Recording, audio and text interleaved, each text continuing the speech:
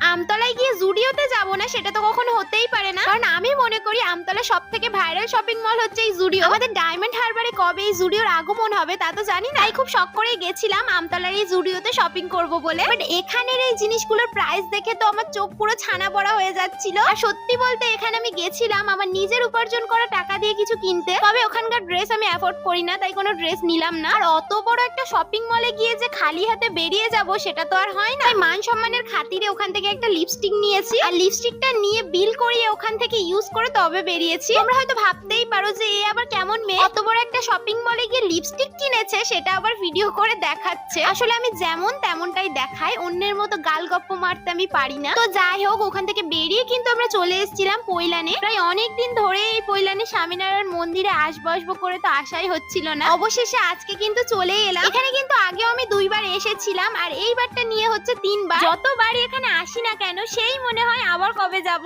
এই মন্দিরের চারপাশের ভিউটা দেখে আশা করি তোমরা বুঝতেই পারছো যে এখানে বারবার যাওয়ার ইচ্ছে কেন হয়। মন্দিরটা এতটাই সুন্দর যে ওখানে গেলেই আমার মনে হয় যদি এই মন্দিরের আশেপাশে আমার বাড়ি হতো তাহলে আমি প্রত্যেকদিন বিকেলে এখানে এসে বসে থাকতাম। এই মন্দিরের ভিডিও পোস্ট করলেই দেখি অনেকে বলে এই মন্দিরের আশেপাশেই নাকি অনেকের বাড়ি। তাদের উদ্দেশ্যে বলছি, সত্যি কিন্তু তোমরা অনেক লাকি যে তোমাদের এখানে বাড়ি। তো চলো, আমাদের তো মন্দির দেখা হয়ে গেছে, এবার কিন্তু যাব বাড়ির দিকে। ওখান থেকে ডায়মন্ড হারবারে ফিরতে ফিরতে কিন্তু আমাদের প্রায় অনেকটাই সন্ধ্যা হয়ে গেছিল। আর আজকে বাড়ি ফেরার সময় কিন্তু আমার ফেভারিট বিরিয়ানি নিয়ে এসেছি, তবে কিন্তু এটা দোকান থেকে কেনা বিরিয়ানি নয়, এটা হচ্ছে একদম 100% হোমমেড বিরিয়ানি। তবে টেস্টটা কিন্তু ছিল একদম রেস্টুরেন্টের মতোই। তো চলো আমি এখন বিরিয়ানি খেতে থাকি, আর তোমরা আমার ভিডিওতে একটা লাইক করে পাশে থাকো। বাই।